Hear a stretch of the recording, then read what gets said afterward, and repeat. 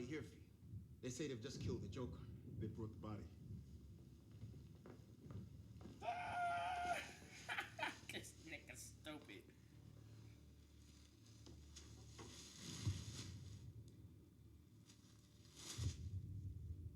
Oh, shit. So, Did they think Yeah, some random that's fine. goons killed the Joker? How about a lie? I don't know how I got these scars. I don't know how I got these scars. My father. My father was A drinker. a drinker and a fiend.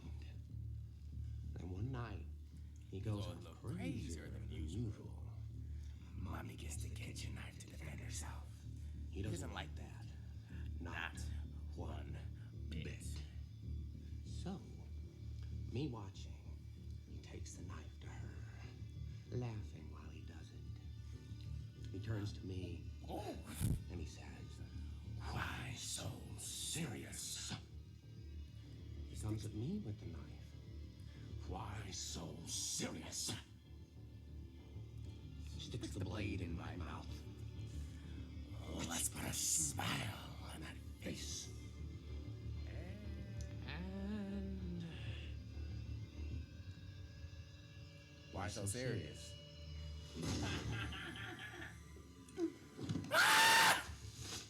now, Why so serious? Hey man, I already know y'all was paying attention. My bad. Enough of my crazy episodes that I be going through. Y'all already know who it is, man. It's Big Frank back at it again, man. I am Tucson's most celebrated, and I'm back at it again with some more Falcons content because I got that drip on. I got that drip on. Got the ATL. I know a lot of mugs don't like the granite jerseys. I'm included in that bunch, but I still support my team whenever. So we about to tap into this Kirk Cousins interview. Obviously, we play Seattle this week. So we reacted to Raheem's interview. Now we're gonna react to Kirk's, and then we got the Seattle Atlanta vs. Seattle preview that we're gonna tap into. So if you haven't already, man, bang the like button, the subscribe button, man. Come join the family. Come let me know what I could do to better grow this channel, better entertain y'all, and let's get this shit rocking and rolling, man. Let's tap it. Yes. Great to be in the sunshine and working, and He got the beanie on. just put together a He good day of work. dripping. Now I got to go watch the tape and Kirko. had some good conversations learning from that. But Big Kirko drip like this. Just kind of turn the page now for the next challenge and trying to stack another strong outing and see where it leads us. But if there's any questions you guys got. Oh yeah, Kurt. What are you seeing that Seattle defense that y'all are preparing for at the different levels? Yeah, I see. Great First of all, question, starts with Coach D-Lad. McDonald. That's a first. Did a great job at Baltimore last year, last 2 years, and I think he's got a great scheme. I think they have strong players. They play hard, and always playing Seattle. They play hard, and I Tough think team you to look beat. at guys like Hankins and Reed, and in the interior, and the backers are strong. Dawson and Baker, and then secondary. Witherspoon's a great player, high pick. Love does a good job at safety. Played against him before. They got a good group, and so we got a great We got to challenge. chop him down, Kirk. Sick of the same Kirko, old politics? chop 'em Kirsten down. Engel is running for Congress to We solve gotta chop problems 'em for down, Arizona. Kirk. In the legislature, Chop Engel 'em teamed down. up with Republicans to protect our water. Shut the fuck up.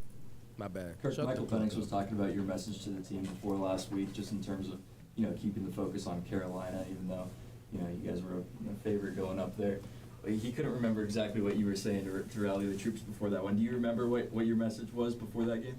Yeah, I just The felt like message we is needed down win. the road to be able to get a division win, and felt like mature football teams find a way to do that, and their standard stays at a high standard, and that was my challenge, and I felt like certainly the team answered that challenge pretty convincingly that they were They ready. did. How much is that a factor did, again Kirk. this week with Seattle coming in the week before another big divisional game? Yeah, I think in this league, I just think it's so important that you stack performances Seattle's because home, isn't they're it? each their own They're home, entity, right? and they really don't carry over I heard one quarterback talk about it like it stages the Tour de France. And while they build, you also have individual stages, and you can't view it as like they're all tied together. Oh, and wow, so we're home. that's a great thing to think about when you're struggling, when you're the losing. weather knowing that the outside next game is is truly a new week, a frightful. fresh start. Oh, page, the and weather when outside things are going is well, frightful. to feel like you got to go back out and The weather outside is frightful. 'Cause Seattle is coming to Atlanta. Man, I thought that Seattle was home.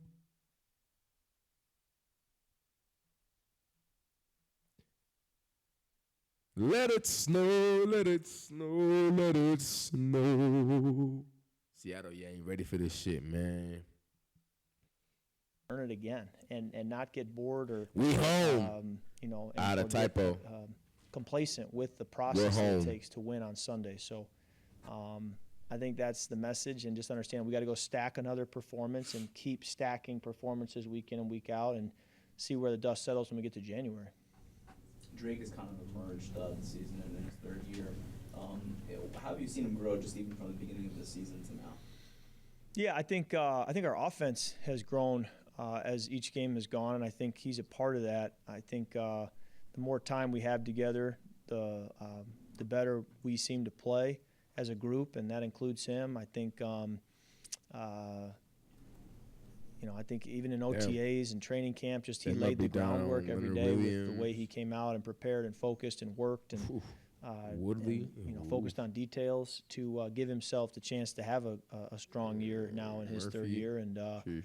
I'm excited for him and want to see him have a really strong year. And I tell him that when I'm hard on him, if you will, or challenging him, I say, understand the only reason I challenge you or am hard on you is because I want to see you be all pro. I want to see you go to the Pro Bowl. I want to see you have a big time year. So if I'm ever coming down on you, it's from a place of I want to see you have big time success. And sometimes it's going to take candor and some tough conversations to do that. And he caught a couple passes in the game this past week that I felt he in discussions with me kind of going back a few weeks, told me, hey, if I get this look, I'm going to settle in the zone. I'm not going to continue on the route.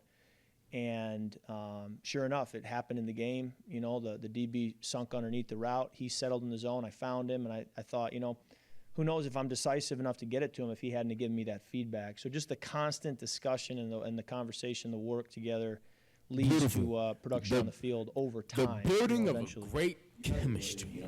playing with really good receivers Beautiful. in the past. Do you feel like he is one of those guys, or he's on the way to being one of those guys? Yeah, I do. I think that we are fortunate to have guys in this system that we can, just distribute and get the football in their hands and let them go make plays. And, and I think going back to even what we said, I think during training camp, like we can talk about it or we can go prove it. And so I'd rather go prove it and let other people talk about it and actually, put the production up there on the wall rather than say, oh, I think we can do this or I think we can do that. Beautiful. I After love the Panthers game, Bajan said Let's go the do run it. game was like a 1-2 Fuck the punch. bullshit. For you, what's exciting to see The when talk, both him the and Pollard do chit-chat. so well on the ground? Yeah, football's so physical that it's a demanding position on the running back, and so to have two people to carry that load is a big help. And Yep. and so to just be able to give a spell to the other guy, and that's what you need throughout a season. And so to have that running back depth makes a difference, and just have a lot of confidence in both of them, and not just in running the football, but in playing that position, which involves so much more when you talk about protection and running routes. Charlie Warner is a high effort guy. How impressive? Cerebral, Yes, very. high motor. How impressive is what he's doing on this offense? I love him. He just from the day I met him, the day I signed to the OTAs, the whole deal. I just felt like he's year 5. Someone texted me who played with him in San Francisco, who's now retired. He said, "You're gonna love Charlie. He's in year 5. You'll think he's in year 12," and he's right. With the way he, with the way he talks, the way he carries himself, the way he works, the way he Great handles the pickup, man. business. It's some underrated role players. Really glad we man, were able that- to sign him. You know, a lot that of really respect make for the our scouting difference, that department really and make our, a championship just our team. talent evaluators to get a guy like.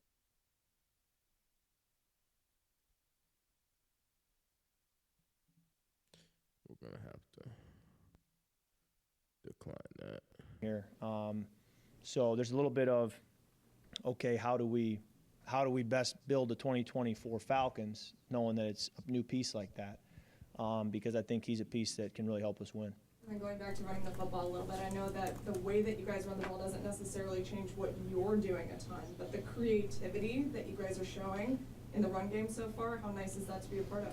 Yeah, I think there's always a level of innovation that you want in your game, and you want to keep people guessing on defense, and that does take creativity and coaches who are thinking outside the box. So I'm all for it, and anything that'll keep defenses on their toes. I want to go back last week real quick when you talked about the voice memos. Where did the voice memo idea come from? Like, where did you think, like, I should send one? Because, like, Zach said Yeah. he never sent one before. I had never seen him before. All right, I'll out him. Sorry, Sheriff. So Peyton had reached out, Manning had reached out a while ago. I don't know, it was 2 years ago or whatever. And he ended up just voice memoing. And I voice memoed him back. And then he voice memoed me, and we were talking about, I don't know if he was doing the Manning cast or whatever. He needed something. I don't know what it was. But I was like, this is a great way to communicate. And I was like, leave it to the sheriff. You know, he's so smart. He knows what to do. So I started doing it, and it's now my preferred way to communicate. Do you communicate with other people in your non-football? I just voice memoed my assistant back in Michigan today. So yeah, absolutely.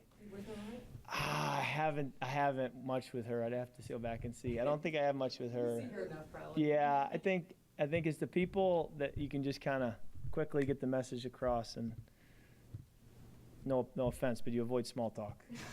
But there's a lot of thought that goes behind these. From what I understand, Zach was saying that you kind of have, your notes, and you're going through pretty much the progression of the game, Yeah. each little thing. So Yeah. do you have an idea when you're about to send this, hey, I need to go through each thing that happened in the game, or is it kind of like word vomit for you? No, I don't want to waste his time. I'll have notes in front of me and try to have it pretty organized. If I'm driving, then I'm going to be able to, it's just has to be pulled from my head. But, if I'm watching film and have notes in front of me, I'll try to get those organized before I send it. And again, I just think it's an efficient way to have a conversation so he can catch it in his best time, and then he can have some thoughts, think about it for a second before he would just respond. So, and sometimes we're just not right next to each other. It's not like my office is right next to his. So just to be able to have that conversation, I think is helpful. With Atlanta getting the Super Bowl in 2028, I know it's a while away, but When did that get announced? I didn't. Okay, I'm in a bunker, so I don't even know. So just yesterday. Yes, just yesterday. I love it. So the excitement's back. in the Super Bowl. 2028. Arthur Blank, was asked about it, and he said obviously he would hope that the Falcons are playing it in 2028. No doubt. hopefully Before that, just what does it mean when you hear that, and just does it mean extra knowing that it could be here? It's not very often, right? I think the Buccaneers are the first one to be able to have home field. Yeah, it doesn't happen too often. Minnesota got close after the. Hey, the 17 Super Bowl season, is in but, Atlanta, man. We need to win one Rams did, before, obviously, so and then we need to win one in never happened 2028. back-to-back years, but Let's do it. yeah, certainly be awesome. Be awesome sooner. It But I've would. always felt that, going back to making a decision in March to come here, you feel like it's an organization that's going to give you every chance to be able to do that. And so now it's about, stacking performances to give yourself that chance.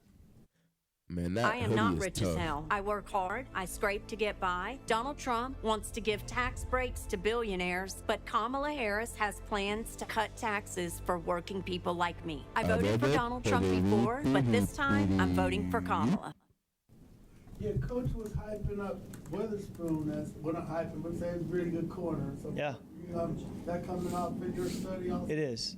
I think He's a the great combination corner, of but he's gonna get playing cooked. corner, moving into nickel, I think he plays with passion. I think you can see that. I think he loves the game. I think he loves, he's a good blitzer. I think he's good in coverage. So I think he's a competitive person and has confidence, and all those things lead to being a strong DB in this league. And just, could you discuss your relationship with Zach and how it's developed? I know it's important. Yeah.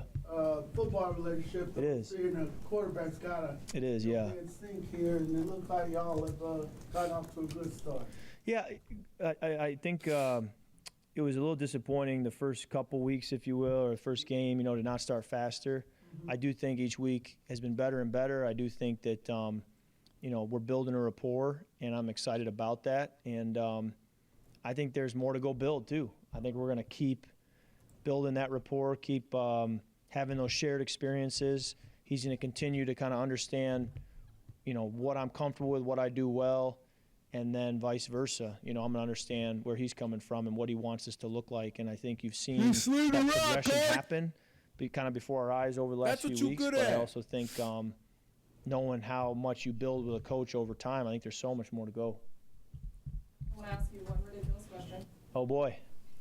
How would you assess your swag surf to this point? I haven't watched a lot of tape on it. I never did see, like I did to sit down with Amazon Prime for a Thursday game. I never did see that segment because that one was the one I actually tried to actually do correctly. Never did see it. And you got to, the eye in the sky don't lie. So you got to watch the tape. But the one after the game, I was just, I'm just trying to get the whole stadium going left and right. So I wasn't really thinking about actually swag surfing. You're swag surfing right now. And then after the Carolina win, I was just excited, and I could see the Falcons fans who had traveled, they were bringing it, and so I just had to match their energy. It's just a cool moment in the fourth quarter when you're standing there in your stadium, TV timeout, whatever it may be, and you feel like the whole stadium's rocking and excited to be there and cheering us on. I just get excited, and it feels like a privilege to be in that moment as the quarterback, and got me going. Great game. I remember the song. It came out in 09. I went back, looked it up. It took me back to college. I was like, did it come out earlier and I just discovered it in college? We going to wrap it up right here, man. Sorry, Kirk. You heard it here, man. Kirk Cousins, Falcons quarterback, breaks down upcoming game against Seattle. He pretty much said that we are going to beat the living breaks off of these mothers. We are the best bird team in the NFC, the best bird team in the NFL. And we're coming to dominate these mugs. They're coming to Atlanta to get the breaks being off of them. Geno Smith is going to get sacked 5 times. Bijan Robinson and Tyler Joy are going to combine for 3 touchdowns again and 200 yards. Kirk Cousins is going to have 250-plus yards and 3 touchdowns as well. Drake London and Kyle Pitts is going to tee off too as well. So don't forget, and let's not even forget that Jesse Bates and A.J. Terrell will both have 2 interception for a total of 2 interceptions. All right? So we tapped in, man. But you heard it here, man. Big Frank, Tucson Most Underrated. Big Falcons fan, man. Y'all already know what we do here. Just reactions, Falcons content. So come message the boy, man. Let me know I can do the better grow this channel, man. This interview was real long. I didn't want to make this video too long, but I know I made it real long. So my apologies. But tap in with me, man. Hope to catch you on the next video, though. Deuces.